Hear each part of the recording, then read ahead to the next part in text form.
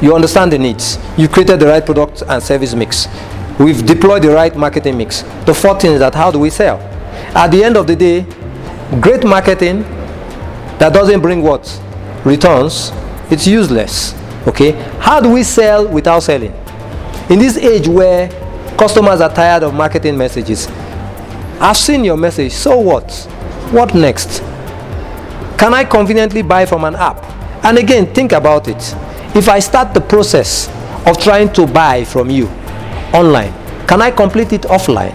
And if I start it offline, can I complete it online? Your sales channels, are they integrated? Are they monolithic? Do they speak to each other? Because the customer is one. Same customer. But the point, at the point of purchase, I may not be able to complete the purchase using one of your channels. How integrated are your channels? A lot of brands that have gotten the other three aspects right, they struggle with the sales aspect. So you have a lot of leads that are lost. Okay? Or you create a platform. It's very informational, but doesn't contain any lead generation details. So I don't capture any data that we can use to follow up on the customer and close the sale. And finally, the fifth one. Yes, you have understood the customer needs. Secondly, you've designed the right product and service for them. Thirdly, your marketing mix is right. You're mixing digital and you have an integrated marketing campaign. Very good. Fourthly, you sold using the right channel. Hey, you made a promise. Okay, what is the delivery of that promise? What is the performance of your promise? And that takes me to the fifth aspect, which is what? Which is post-sale service. Yes, you sold to me. I have issues. I'll give you my example of Uber in Nairobi over the last 4 days. The very first day, I signed into Uber, and my payment method was my Visa debit card, which is in dollars. And then I realized that in Nairobi, Uber takes what? Cash. And I prefer to use cash. So what do? I made the error of paying cash to the driver. And that was on Friday last week. On Sunday again, I also made another cash payment when I took an Uber cab.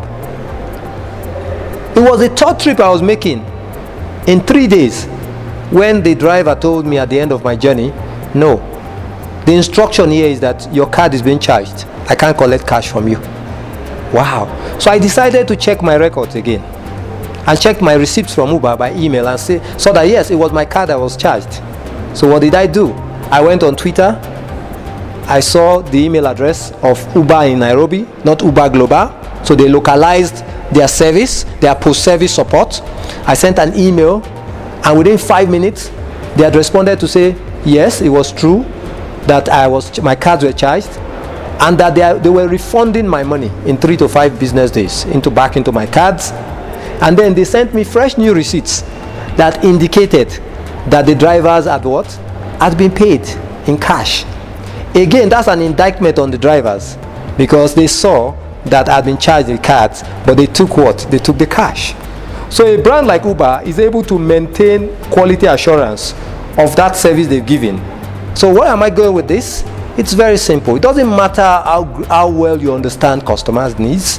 It doesn't only matter if you've created the right product and service, if you've used the right marketing channel and mix, if you sold effectively, if your post-service support mechanisms are poor, your brand is going nowhere. It's just a matter of time before your customers drift to competition or find alternative sources. Now, what is most important is that brands must prepare for success or plan for failure. In Uber's cases, one of the key determinants of customer satisfaction is the level of service they receive with customers. In my case, you found drivers that were dishonest, collecting cash when they should not have. Again, you found drivers taking longer routes when they should not have. But that's the nature of people. But what has Uber done? Uber has built a responsive, 24/7, totally integrated, digital, traditional support system that customers have access to. And they were able to resolve those issues satisfactorily for me. This makes for very sticky customers. So any brand who's trying to challenge into a new market If you apply these 5 principles, success is surer than ever. And if you're a brand in any market, and they are big global brands, no matter how liquid they are, trying to take your market share, you can defend your turf if you use these 5 principles. So there is a war out there. Don't let your cheese be eaten by another brand.